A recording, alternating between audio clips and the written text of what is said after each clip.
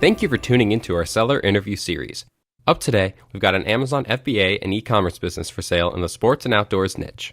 Created in July 2015, this business makes $6,338 per month in net profit, and the listing number for the site is 43867. We do these interviews to give potential buyers more information about both the seller and the sites they're looking to purchase. We hope these insights are helpful for you in making a buying decision. We've got the seller with us today to go through the business and cover everything from niche selection to traffic and monetization. How are you doing today, Bill? I'm doing great. How are you, Jake? I'm having a pretty good day myself. Where are you calling in from today? California, Orange County. Oh, I hope you haven't had any issues with the wildfires. The big ones are up north. We do have the canyon fire burning on a mountain behind my house. Hopefully, they're keeping it contained. We'll see how it goes. Well, good luck. I live in Florida, in Orange County, Orlando, Florida. And, the hurricanes coming through. It's scary stuff. I hope everything is okay. Yeah, so far, we've got great firefighters out here, so I trust them emphatically. That's awesome. So anyway, before we dive into the questions that I have for you today, I want to run through a quick summary of the business. Again, it was built in July of 2015, has a monthly revenue of $21,932, expenses of $15,594 to make for a net profit of $6,338, which is built on a 12-month average.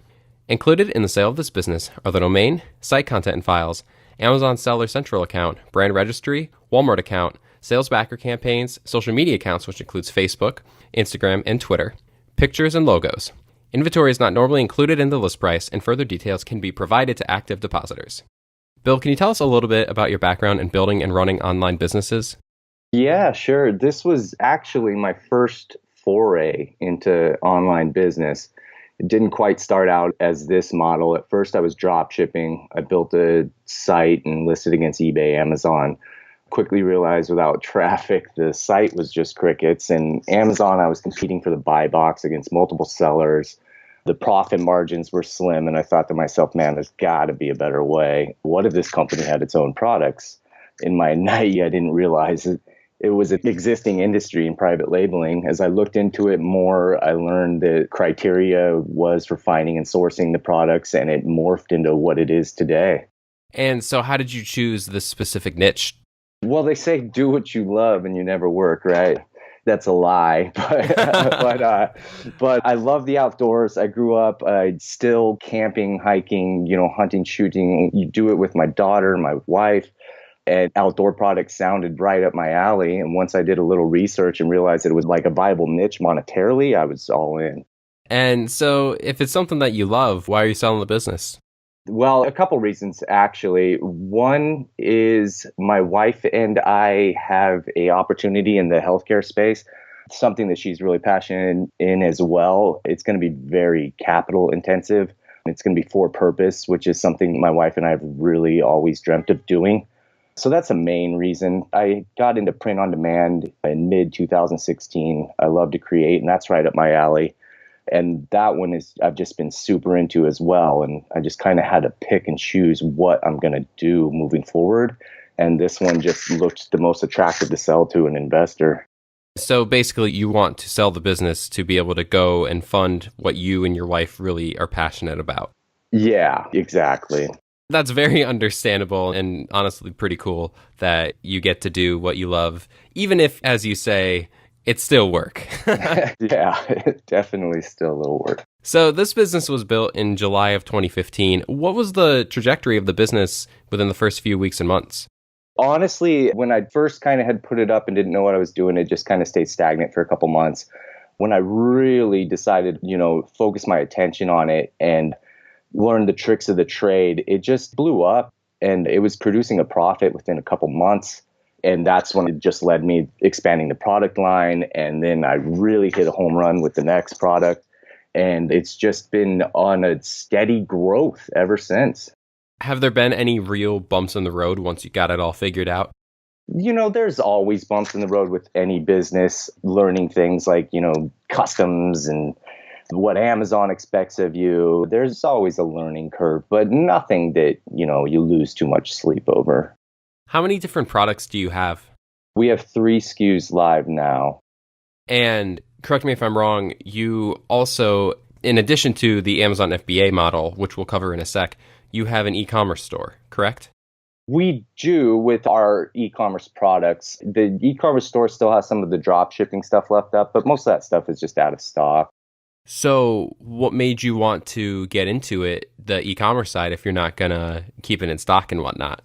Well, like I said, I originally started that way. Hmm. And not knowing much about SEO and things like that, I was scared to just start deleting products out of the website and things like that without like 301 redirects. And it was just easier to keep the stuff out of stock. The site doesn't get much traffic at all. It really is about the Amazon side of the business right now, although there's opportunity. With the Amazon side, it's an Amazon FBA, which stands for Fulfillment by Amazon. Can you just take a minute and detail exactly how that business model works for someone who's unfamiliar with it?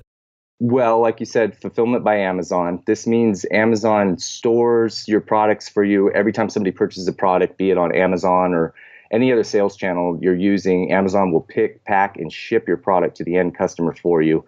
It's great in the sense that Amazon does all the grunt work for you. Your products are Prime eligible. You get to take advantage of the 200 million plus shoppers that shop on Amazon's platform regularly. Very hands off in that regard. So you never touch the product.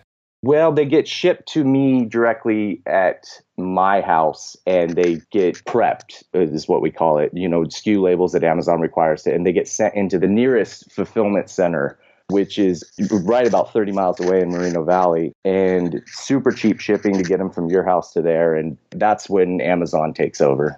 Is there a reason why you don't hire a third-party person, whether it be Amazon or some other service, to do the labeling for you? I'm a micromanager in every sense of my life. And I like to, keep up on quality control, make sure everything is going smoothly. There is no reason whatsoever a buyer cannot do that. In fact, it's probably encouraged to keep your time down. However, like I said, that's just my personality. Sum it up. Yeah, you're a hands-on guy. You want to make sure that everything runs smoothly. That makes sense. You mentioned potentially doing that as a new owner would be a time thing. Can we talk a bit about the time that you're putting into the business now? Just to maintain it, not much, honestly. Day to day, although Amazon handles the brunt of that customer service for you, you'll get messages from customers in your dashboard in Amazon, questions, comments, concerns. Amazon requires you to answer those within 24 hours, or they'll contact you through the website once in a while. This is not a daily occurrence, but the inquiries do show up from time to time, so you have to be cognizant of them. Weekly, keeping an eye on the rankings, competitors, and your inventory levels, talking with your suppliers when it's time to order, and then inventory prep, like I said, that's the biggest thing for me. But again, I like to keep my eye on the quality control. Not that I ever really have any problems with that, but just a couple hours a day on the weekdays getting those shipments ready for Amazon's warehouses. Like you said, that's just to maintain. Yeah. Now, if someone wanted to come along and grow the business even more than it currently is, how would you go about doing that if you were to keep the business and wanted to grow it? Well, I would expand the product line first and foremost. There's plenty of opportunity within Amazon as it is. I'd expand to other sales channels. Amazon Global is a thing that some of my products are eligible for. They will sell it to 100 other countries at no extra fee for you. I just haven't implemented that yet. It really only takes a couple minutes to set that up. We've just been accepted to Walmart.com, which isn't like Amazon. Not everybody can just set up shop there. You have to be approved or invited. They reached out to me, actually, and we're in the onboarding process right now. So I don't quite know what to expect, but that's all transferable to the new owner as well. So that's a great opportunity. I definitely try getting customers to our own site via Facebook, AdWords, Instagram influencers. These are all things I haven't really touched on, and anyone with any kind of experience or willingness to learn, they could do that as well. If we look at the Facebook page, like you said, you haven't really touched it. Your Facebook has 1,500 likes. And your Instagram has over 6,000 followers, and Twitter has over 30 followers. So when you say that you haven't really done much with it, what does that mean since you've managed to grow such a large following on social media? They love me, Jake. What can I say?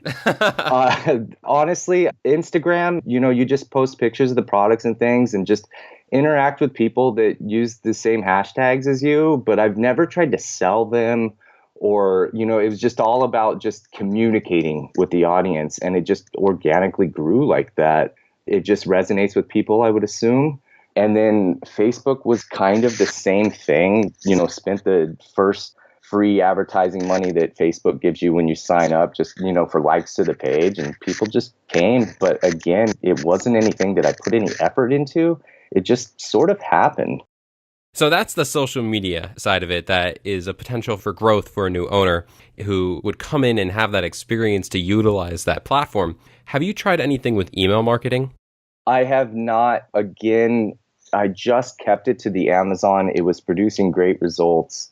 And I don't really have any experience in that, but it was always on the back of my mind. And again, if I was keeping the business, would probably be the next step for me.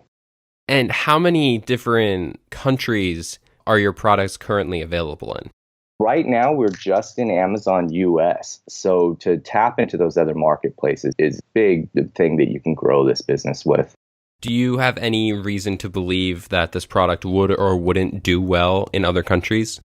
Our main product, I think, would do great all over the place. It is something that people that are into the outdoors would, just utilize anywhere. It's not exclusive to the United States at all.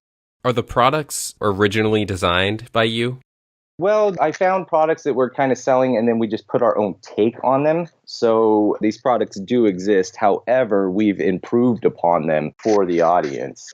Again, this is something that I do myself. So I kind of knew what I wanted in that product, and it was missing from the marketplace. So we filled the gap there. And do you have a trademark on the brand, or are you part of Amazon Brand Registry program? We are part of Amazon Brand Registry. However, we do not have a trademark yet. Is that something that you're pursuing and just haven't got around to yet? Or It was. I had already started it, and then life got in the way, wife, kids, multiple businesses. Makes sense, yeah. So you mentioned Walmart and Shopify as other platforms that you could do well on. Have you tried other platforms, maybe Target, eBay? We do on eBay, and we do sell on eBay. We don't sell much, but we don't focus on that platform. It's just literally listings thrown up, and they sell.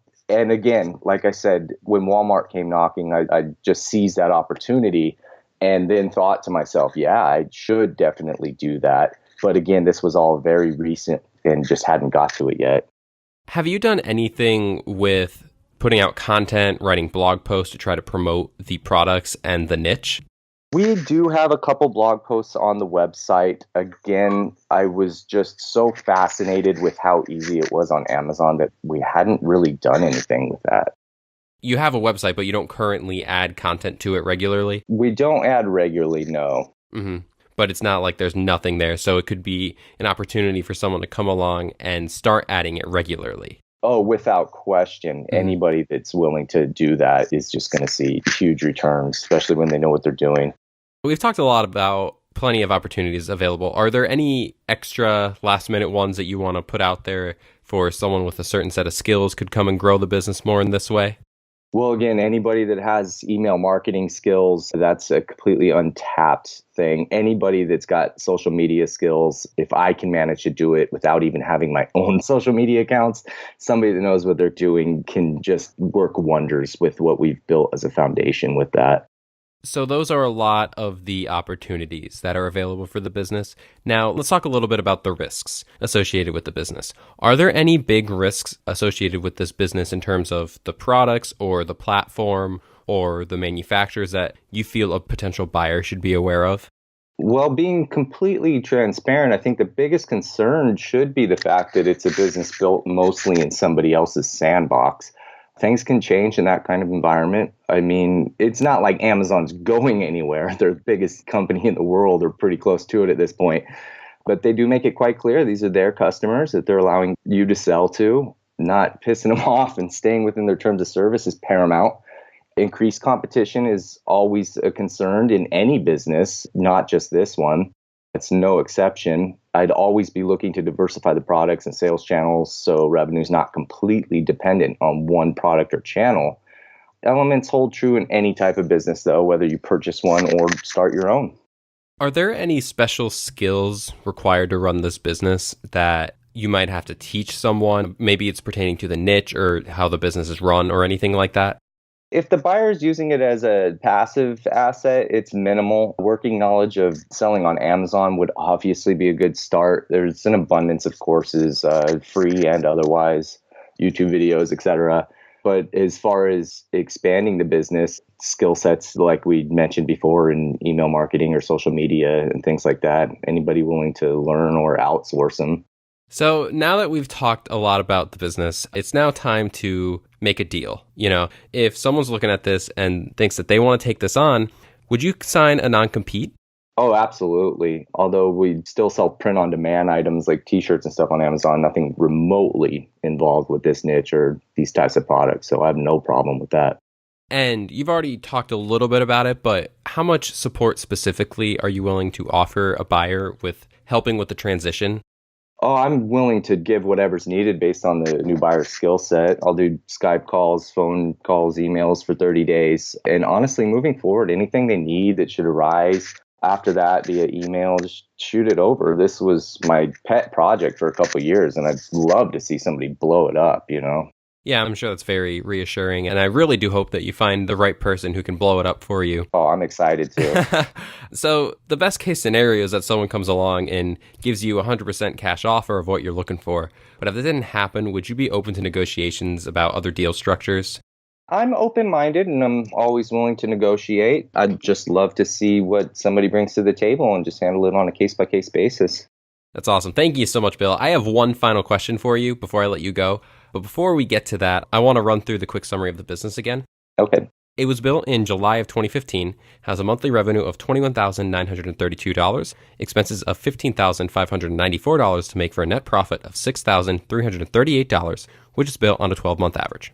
Included in the sale of this business are the domain, site content and files, Amazon Seller Central account, brand registry, Walmart account, sales backer campaigns, social media accounts, which include Facebook, Instagram, and Twitter, pictures and logos, and inventory is not normally included in the list price. Further details can be provided to active depositors.